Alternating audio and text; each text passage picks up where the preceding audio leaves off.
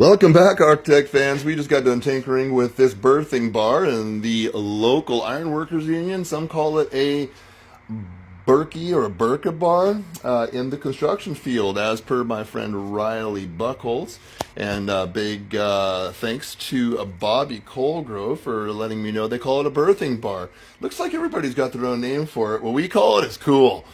This handle's a little on the thin side, but we went ahead and reused it. The main thing to understand in this particular case, and in many wrecking bar cases, is that it's a lever. Give me a lever long enough and a fulcrum on which to place it, and I'll move the world. That's what Archimedes said. But from a physics standpoint, the greatest point of stress is right at the fulcrum. Where you're pulling here, you got your base work here, and you're trying to move something on this end. Whether you're pulling nails, when you're shoving it under sheathing, whatever it is you're using it on, you're going to have a fulcrum. And this has got a little curve to it. So that fulcrum is variable in some cases. But the point to this is this fulcrum is 2 to 3 inches long, potentially. Now, this had a slot put in it. The blade was put into the slot, and it was welded around, and it broke right at where the bar met the blade, straight through, if you saw our last live. What I'm going to do, though, is I'm going to show you what we've done. This is kind of what it looked like before. We went ahead and put another pass in there, but what we also did is we beveled this, and we gouged it in the back.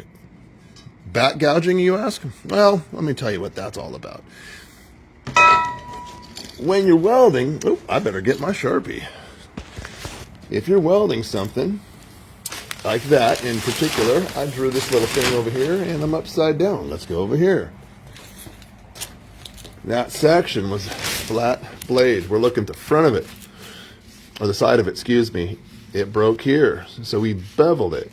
What happens is you make your passes, your root pass, your fill pass, and your cap pass. We went about 3 or 4 passes deep on it, but we're going to grind this all smooth, and everyone's, oh, it's done, right? Well, actually, right down here at your root pass, there's a very, very small section. If we take this area and we blow it up,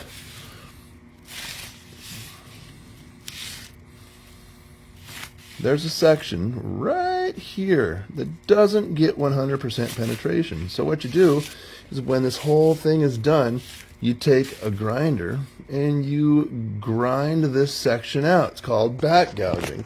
And then when that trench or that valley, or in this case a root, is exposed, you fill that too, and gives you 100% penetration. So that's what we did on this, just because I could. Didn't have to, but I did anyway. And because we want to make sure this thing lasts as long as the guy using it.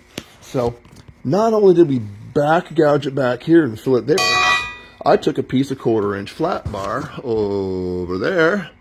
Well, it's still in the saw. We cut off a piece of flat bar and we cut a gusset.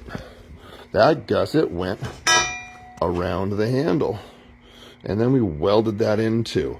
Now the fulcrum is effectively twice as thick as the blade.